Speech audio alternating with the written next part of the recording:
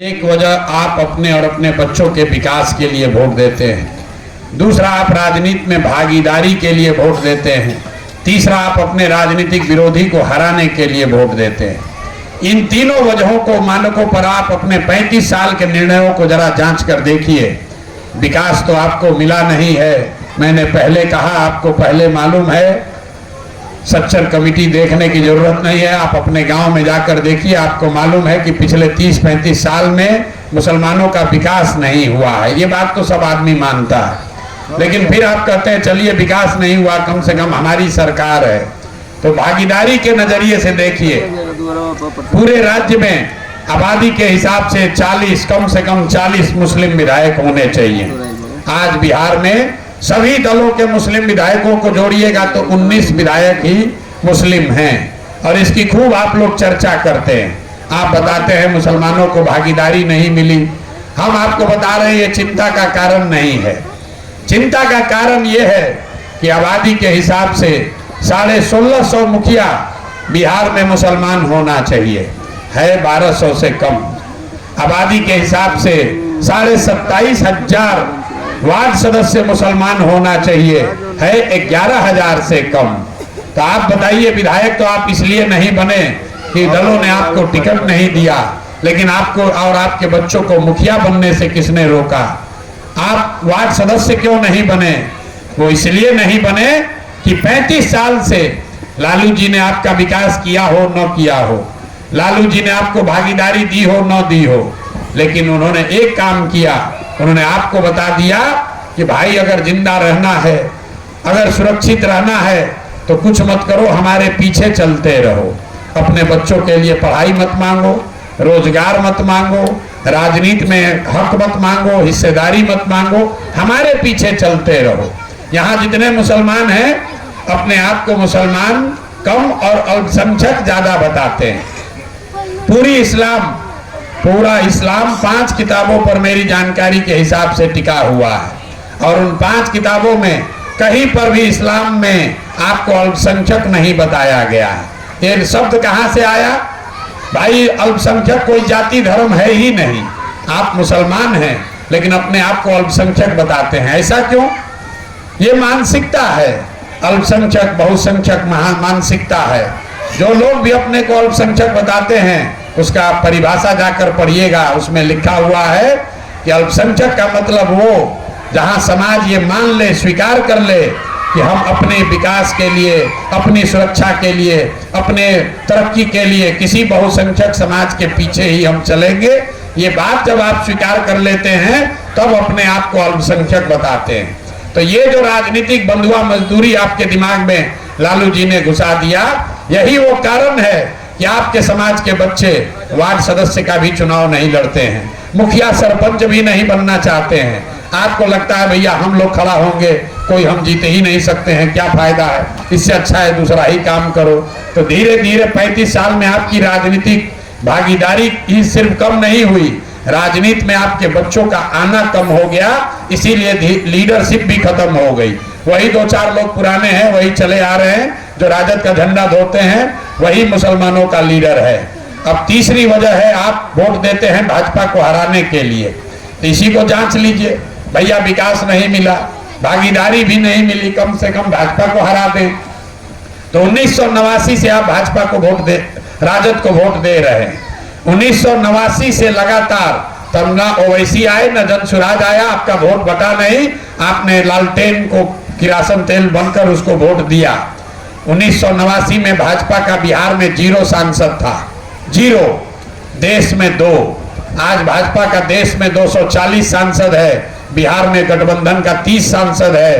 तो आपको विकास मिला नहीं, भागीदारी मिली नहीं, और आप भाजपा को हरा नहीं पाए।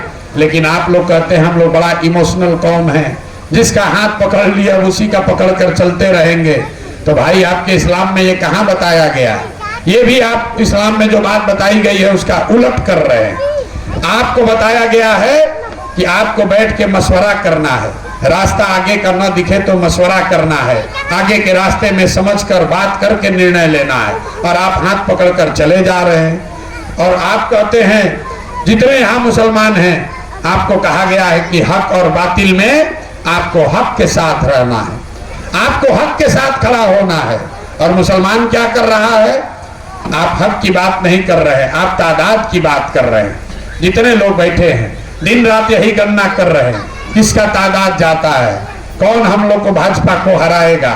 अरे भाई, अगर इस्लाम को शुरू करने वाले आपके सबसे बड़े नबी, अगर उन्होंने तादाद की चिंता की होती तो इस्लाम तो शुरू ही नहीं होता। इस्लाम जब शुरू हुआ, जब इसकी बुनियाद पड़ी, तब तो दो लोगों ने शुरू किया, तादाद तो उनके विरोध में थी। लेकिन आप इस्लाम को मानने वाले लोग हक को छोड़कर तादाद के साथ हो गए हैं। और उस तादाद का नेता, वो तादाद अगर बातिलों का भी तादाद है तो भी आपको दिक्कत नहीं है। आपको तादाद दिखना चाहिए जिन लोगों ने आपके बच्चों का हक लूटा है, आपको बर्बाद कर दिया, 30-35 साल से आपके लिए कुछ नहीं किया, लेकिन उसकी तादाद बड़ी दिखती है। आपको दिखता है ये भाजपा को हरा देगा, तो उस बातिल के साथ भी चलने में आपको गुरेज नहीं है। तो भैया आपका दुर्दशा नहीं होगा तो किसका दुर्दशा होगा? आप लोग कहते हैं भैया हम लोग अकेले क्या करेंगे, हम लोग तो 18% ही हैं, किसी के पीछे तो चलना पड़ेगा। मेरे भाई लालू यादव के जाति की संख्या कितनी है? 15%। नीतीश कुमार के जाति की संख्या कितनी है? 2%। प्रशांत किशोर के जाति की संख्या कितनी है? 3%। तो लालू यादव खड़ा होकर काम कर सकते हैं, नीतीश कुमार नेता बन सकते हैं, प्रशांत किशोर नेता बन सकते हैं, तो 18% आबादी वाले राज्य समाज में कोई लड़का खड़ा क्यों नहीं हो रहा है कि भैया हमको भी नेतृत्व करना है? ये आपकी परेशानी है। वो इसलिए नहीं खड़ा हो रहा है कि आज का मुसलमान जद्दोजहद नहीं करना चाहता है। आपको ये बताया गया है जीवन में बिना जद्दोजहद के कुछ भी हासिल नहीं होगा। लेकिन आज का मुसलमान क्या कहता है? कोई आ जाए, कोई रहनुमा आ जाए, चलो लालू ने ठगा, प्रशांत किशोर आ जाए तो आप प्रशांत किशोर के पीछे कुछ दिन चलिएगा, फिर प्रशांत किशोर ठगेंगे, फिर दूसरे के पीछे जाइएगा। अरे भाई, अगर किसी के पीछे चलने से आपका भला होता तो पैगंबर साहब ने आपको कहा होता कि सही आदमी का चुनाव करो, उसके पीछे चलो। उन्होंने ये नहीं कहा। आपको इस्लाम में कहा गया जीवन में कुछ हासिल करना है तो जद्दोजहद करना पड़ेगा। बिना जद्दोजहद के कुछ नहीं होने वाला। किसी के पीछे चलिएगा कुछ नहीं मिलने वाला, कुछ नहीं मिलने वाला है। और आप हक को छोड़कर जब भी तादाद का हिस्सा बनेंगे आपका नुकसान होगा ही होगा। ये बात प्रशांत किशोर नहीं बता रहे। इस्लाम ही एक ऐसा धर्म है, जहां तक मैं समझता हूं, इसमें सीधी सीधी बातें लिखी हुई हैं, आपको करना क्या है और क्या नहीं करना है। और जीवन का कोई ऐसा पहलू नहीं है जिसके बारे में इस्लाम में बताया नहीं गया है कि आपको क्या करना है। राजनीति के लिए, सामाजिक जीवन के लिए भी इस्लाम में सीधी बात बताई हुई है। आपको हक के साथ रहना है, आपको अपने बच्चों की चिंता करनी है, आपको अपने सही रहनुमाओं का चुनाव करना है, आपको जद्दोजहद करना है। आपको सब बात छोड़कर इन सारी बातों से आपने किनारा कर लिया, आप तादाद का हिस्सा हो गए, इसीलिए ये दुर्दशा है। और आपको लग रहा है कि किसी को वोट देने से सुधर जाएगा। आप जनसुराज को वोट दीजिएगा, उससे क्या होगा? अगर जनसुराज यहाँ जीत भी जाए उससे क्या होगा? क्या आपकी गरीबी दूर हो जाएगी? जनसुराज का विधायक क्या आपको आपके बच्चों की तालीम की व्यवस्था कर देगा? विधायक का कितना ताकत होता है? विधायक कुछ नहीं कर सकता है, बहुत होगा तो वो नाली गली बनवा देगा। मेरे भाई, किसी को जिताने हराने से आपका दशा नहीं सुधरेगा। दशा तब सुधरेगी जब यहाँ की व्यवस्था में आपका हिस्सेदारी हो, और वो हिस्सेदारी तब होगी जब आप राजनीति में आइएगा। जब आप राजनीति में है ही नहीं तो आपको पूछेगा कौन? आपको तो किसी न किसी के पीछे ही चलना है। जब तक हमारा मन होगा, जब तक कांग्रेस को अच्छा लगा आपको अपने पीछे रखा। जब भागलपुर में दंगा हो गया उन्होंने आपकी चिंता नहीं की। जब तक लालू जी के साथ आपको अच्छा लगा आप रहे। अब लालू जी कहते हैं भैया ये लोग जाएगा कहाँ? अब तो ये भाजपा के डर से हमको देगा ही वोट, काम करे चाहे न करे। मुसलमानों की दशा देखिए, आप हक की बात कर रहे हैं, काम की बात कर रहे हैं। मुसलमानों की हालत तो इतनी खराब है कि आपके गांव में कोई वोट मांगने भी नहीं आ रहा है। आजकल लोकसभा का चुनाव हुआ होगा, हम दावा कर सकते हैं आपसे कोई वोट मांगने नहीं आया होगा। अगर कोई गलती से आ भी जाए तो मुसलमान खुद कहते हैं हम 10 राज्य में चुनाव कराए हैं। मुसलमान लोग कहता है अरे भैया हमारे यहाँ क्यों आए हैं, हम तो आपके साथ आइए हैं, आप अपना हिंदू वोट समेटिए, किसी तरह भाजपा को हराइए। तो मेरे भाई कोई आपसे अगर हाथ जोड़ रहा है कि हमको वोट दो, वो भी आप चाहते हो हमसे कोई मांगने ना आए, हम तो आपके बंधुआ मजदूर हैं ही, हम तो आपको देवे करेंगे, आप अपना वोट बटोरिए। जब आपका ये एटीट्यूड है, ये आपकी सोच है, तो आपके समाज का भला कैसे होगा? नहीं हो सकता है। आप चाहे जो भी प्रयास कर लें, जब तक इन बुनियादी बातों को आप नहीं सुधारिएगा तब तक भला होने वाला नहीं है। जन सुराज को वोट दीजिए, मत दीजिए, जिसको मन है उसको वोट दीजिए, लेकिन इस बात को लेकर समाज में बैठिए, मशवरा कीजिए। गांधी ने इस देश को आजाद कराया, गांधी जी ने इस देश को आजाद कराया, उन्होंने आपके हमारे पूर्वजों से वोट लेकर देश आजाद नहीं कराया, उन्होंने समाज को जगाया। गांधी जी ने समाज को जगाया, गांधी आगे आगे चले, पीछे से पूरा समाज चला, हिंदू मुसलमान अगड़ा पिछड़ा सब खड़े हुए, तब न देश को आजादी मिली। आपने राजनीति को खाली वोट देने का ओकेजन बना लिया है। आपके लिए राजनीति क्या है? वोट के 2 दिन पहले जगो, पता करो तादाद किधर है, कौन भाजपा को हरा रहा है, उसको जाकर वोट दे दो, अब वोट देने के बाद फिर कहानी खत्म। राजनीति में आपकी कोई भागीदारी ही नहीं है, ना बौद्धिक, ना आर्थिक, ना संख्या के हिसाब से, ना आपके लोग हैं, ना आपका विचार है, ना आपका पैसा है। राजनीति में आप कुछ कर ही नहीं रहे। आपकी लड़ाई है किसी और से और आप समझ रहे हैं कि आप लड़ रहे हैं भाजपा से। जिससे भी आप पूछिए, बोलता है भैया भाजपा से बड़ा लड़ाई है, किसी तरह भाजपा को हराना है। आपको तो ये भी नहीं समझ में आ रहा है कि आपकी लड़ाई है किससे।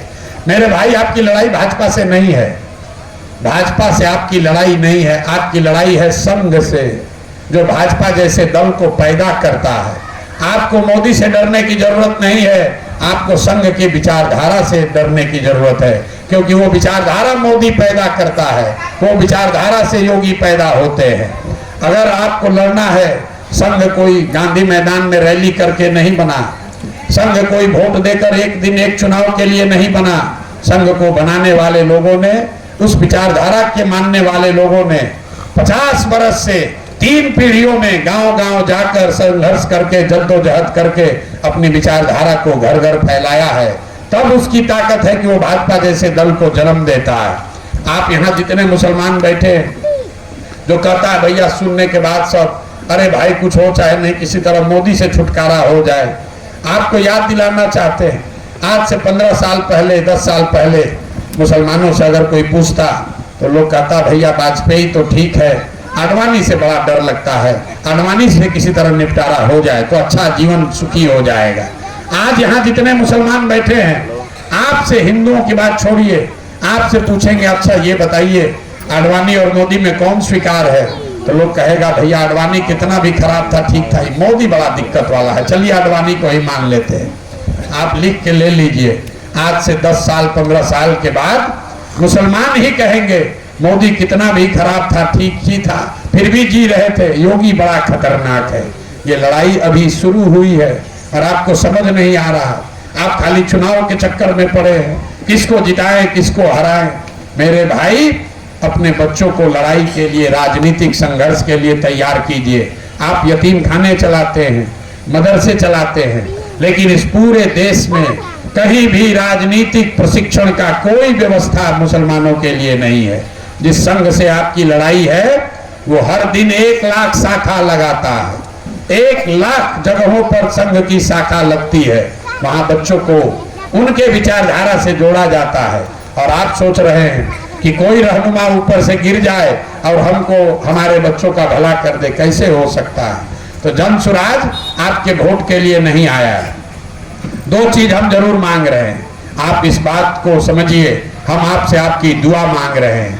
दुआ इसलिए मांग रहे हैं कि आपकी दुआ से ही ये व्यवस्था बन सकती है।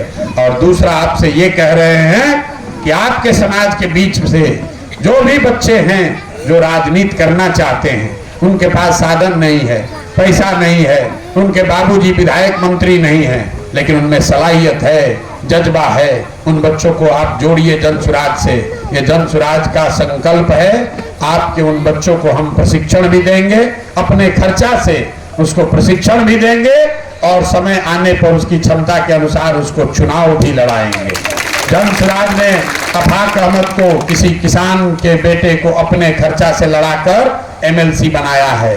75 साल के बिहार के इतिहास में, 75 साल के बिहार के इतिहास में आज तक स्नातक और टीचर का कोई एमएलसी मुसलमान नहीं बना है। वहां 30 वर्ष से तो केदार पांडे ही होते थे एमएलसी, उनको हटाकर हमने अफाक अहमद को जमशराज ने लड़ाया है और वो आज एमएलसी है। आज जो बेलागंज से मुसलमान लड़ रहे हैं वो किसी धन्ना सेठ का लड़का नहीं है, उसके बाबूजी विधायक नहीं है, सिर्फ हिस्सेदारी नहीं दे रहे हैं, अपना साधन व्यवस्था लगाकर अमजद को वहां चुनाव भी लड़ा रहे हैं। ये वो व्यवस्था है। अगर गोडसे की विचारधारा से लड़ना है तो एक ही उपाय है, गांधी की विचारधारा को फिर से पुनर्जीवित कीजिए, तभी बात बनेगी। न तो MYPY करते रहिएगा, जीवन में कभी सफलता नहीं मिलेगी।